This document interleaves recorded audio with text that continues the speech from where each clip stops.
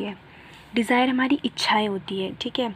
मतलब कि अगर मैं चाहती हूँ कि मैं एलईडी टीवी ख़रीदूँ, ठीक है, तो ये मेरी इच्छा है।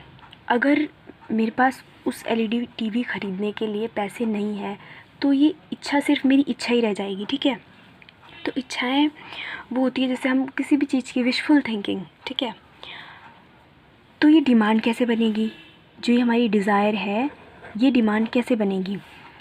अब क्या होता है, डिमांड के लिए एक तो इच्छाएं डिज़ायर होनी ज़रूरी होती है, प्लस, ठीक है, प्लस इनफ मनी भी ज़रूरी होता है उसको पूरा करने के लिए। अगर मैं एलईडी टीवी ख़रीदना चाहती हूँ, ठीक है, मेरी इच्छा है, इच्छा कर रही है कि मैं एलईडी टीवी ख़रीदूँ, ठीक है, अगर और फिर मेरे पास उसको ख़रीदने के लिए पैसे नहीं है, ठीक है, तो वो सिर्फ मेरी क्या रह जाएगी, डिज़ायर ही रह जाएगी। अगर मेरी इच्छा भी है, डिज़ायर भी है, प्लस मेरे पास इनफ मनी भी है कि जैसे 10,000 रुपये की एलईडी टीवी है, एक सपोज़ मानते हैं, ठीक है, 10,000 रुपये की एलईडी टीवी है, ठीक है, मेरा मन भी है ख़रीदने का और ऊपर से मेरे पास सफिशिएंट मनी भी है, ठीक है, तो ये मेरी डिमांड कहलाएगी।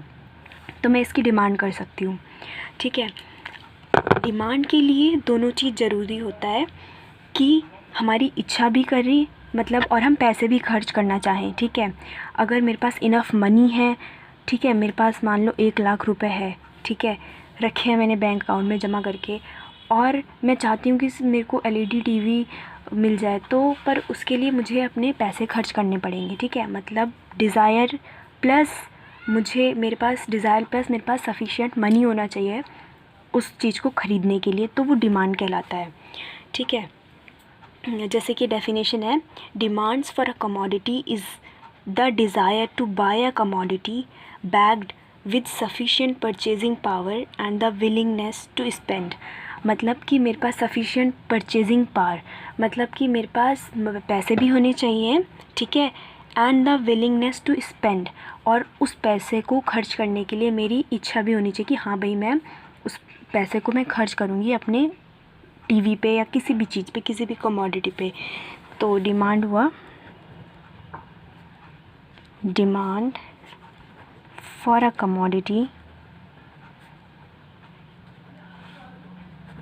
Demand for a commodity is the desire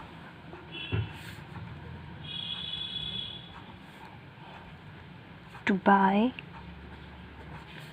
writing मेरी आगे पीछे हो रही है ये जल्दी में, buy a commodity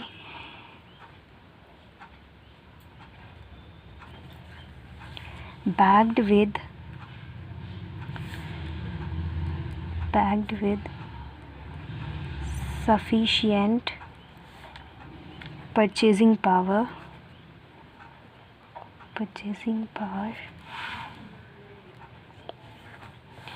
and the willingness to spend,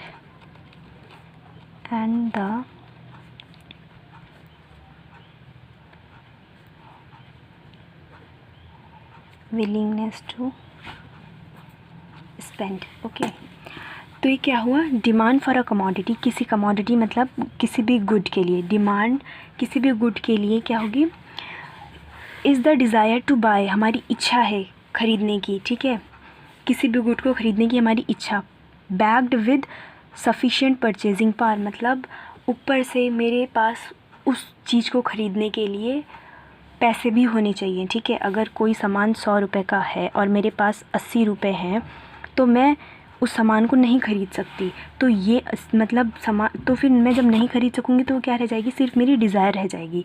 demand वो तब होगी कि अगर 100 रुपये का सामान है और मेरे पास 100 रुपये हैं या उससे ज़्यादा हैं, ठीक है, और मैं इस सामान को ख़रीद लूँ, तो ये क्या बन जाएगी, डिमांड, ये डिमांड बन जाएगी, ठीक है। और मान लो मेरे पास 100 रुपये हैं और कोई सामान 50 रुपये का भी है, ठीक है, और मैं चाहती हूँ कि सामान मुझे मिल जाए, पर मैं अपने पैसे नहीं खर्च करना चाहती, कंजूस हूँ मैं अपने पैसे नहीं खर्च करना चाहती, तो सिर्फ वो मेरी डिज़ायर ही रह जाएगी, वो डिमांड कभी नहीं बनेगी।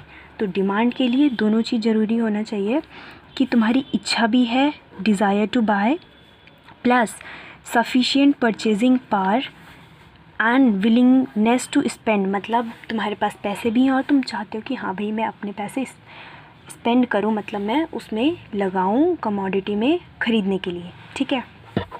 ये हो गया हमारा डिमांड, डिज़ायर और डिमांड समझ में आ गया, ठीक है। अब हम आते हैं क्वांटिटी डिमांड पे।